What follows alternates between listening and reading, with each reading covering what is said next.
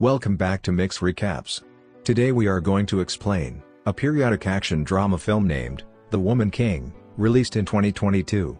Before we start, spoiler ahead, watch out and take care. West Africa, 1823.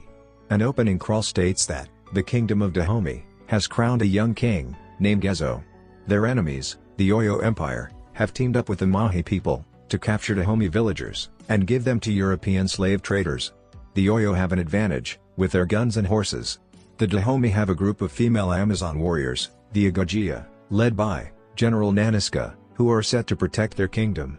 The Agojia infiltrate a Mahi village, slaughtering the soldiers before coming across the captured villagers and freeing them. In the morning, the Agojia mourn their dead and escort the captives back home. The warriors return home before more Oyo arrive, where Gezo considers Nanisca to be his most trusted soldier. A young woman, named Nyawi, is brought to a man who would marry her, even though he is older and brutish. When Nyawi doesn't respond to the man, he slaps her, and she responds by pushing him hard enough for him to fall over. He is angered and refuses to marry her. Nyawi's father brings her to the Agojia and offers her to the king. She is taken in by an Agojia soldier named Izogi. Oyo soldiers, led by General Obaade, come across the corpses of their comrades. Obaade insults them for letting their fellow soldiers get murdered by women, and they plan their next move against Dahomey. Gezo addresses his council to discuss the Oyo threat. Nanisca also brings up the slave trade, and says it casts a dark shadow on their kingdom to be selling off their own people. She proposes that they deal in gold or palm oil for trading.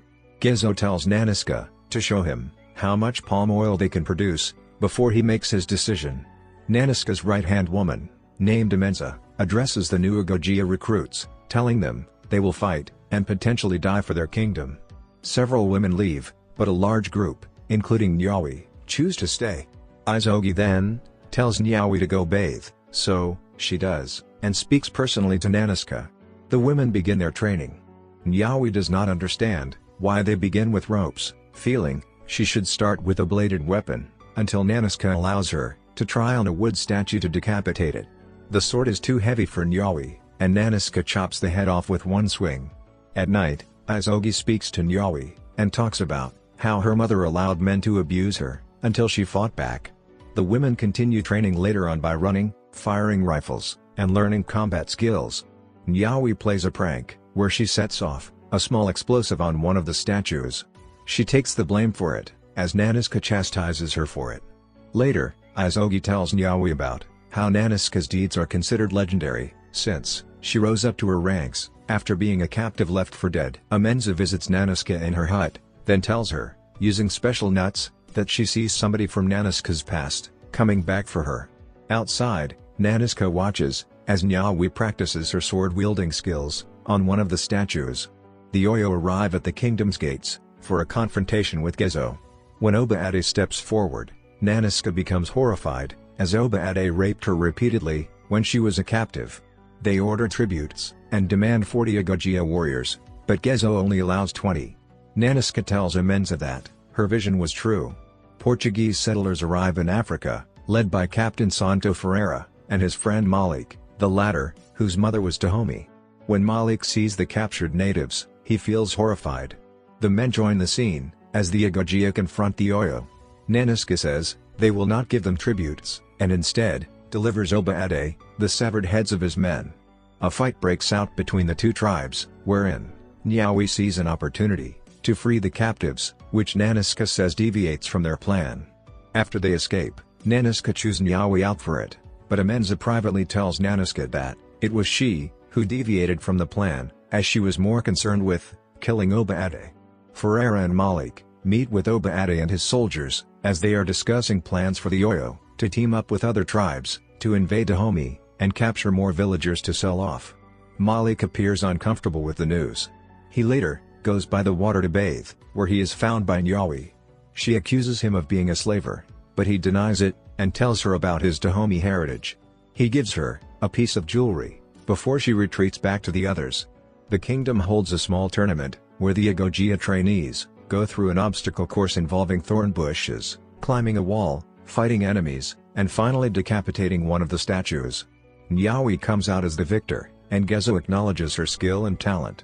Later, while tending to Nyawi's wounds, Nanisca feels something on the girl's arm. She goes back to her room, and is followed by Amenza, as Nanisca asks her about a child that she had given up long ago, because she is beginning to suspect that Nyawi might be that child. Ferreira speaks to Gezo about his plans to potentially seize Dahomey's part in the slave trade, telling him that his riches come from the slaves, and without them, his kingdom would be nothing and unprotected. Gezo retorts that if the Europeans are no longer of use to him, then they are also unprotected. Izogi senses that Nyawi might like Malik, after watching them speak discreetly, while Ferreira was talking to Gezo. They later meet in secret, where Nyawi gives Malik a totem to keep him safe. When he says that he has nothing to give her, she simply takes one of his knives. Nyawi goes to bathe, and encounters Nanisca, who chastises her for sneaking off for Malik.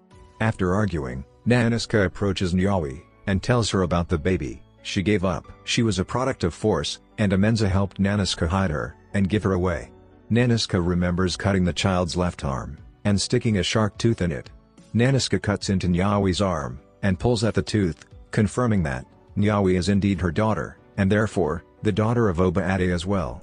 Nyawi leaves in disbelief. The following morning, Nanisca and some of her soldiers keep an eye out on the Oyo camp. They set fire to their gunpowder, and cause multiple explosions, scaring their horses away, and leaving them vulnerable. The Agojia launch an attack, leading to a fierce and bloody battle that leaves many Oyo and Agojia dead, and leads to some of the women, including Izogi and Nyawi, to get captured. On a wagon heading away, Nyawi finds out woman's binds have come loose, and she encourages her to roll off the cart and run back to Dahomey.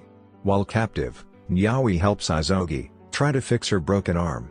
The young woman returns to Dahomey and informs Nanisca about the Oyo's plan to retaliate against the Agojia. Gezo promotes Nanisca, but forbids her from acting any further, but she and Amenza go behind his back to rescue the others. When the European slavers come for the captives, Izogi and Nyawi initiate a fight against them, but Izogi is fatally shot and dies in Nyawi's arms as she wails for her sister. Nyawi is imprisoned, but Malik goes to visit her and tells her how the captives are bound for England, and he wishes to protect her. They are implied to make love after. Nanisca leads the warriors into the Europeans' camp for an attack. They set fire to their camp and attack the men before freeing the captives. Malik turns on Ferreira and frees the captives, causing them to drag him into the water, where they beat him and hold his head underwater until he drowns. Nyawi helps Nanisca engage in battle as she finally goes to face off against Oba Ade. The man attempts to beat Nanisca, but she overpowers him and impales him, finally killing him. Everyone returns home, and Nyawi parts ways with Malik. The Agojia return home with their captives, and Nanisca is confronted by Gezo. While he acknowledges that she disobeyed his orders, he is thankful to her for ending the Oyo Empire, and officially promotes her to the title of the Woman King. Everyone cheers for her. Nyawi goes to pay tribute to Izogi, and she is joined by Nanisca. She then addresses Nyawi as her daughter. The two then go join the others to dance in celebration. From here, the film ends. Guys, thanks for watch till end. Don't forget to like, comment and subscribe. See you in next video. Until then, take care.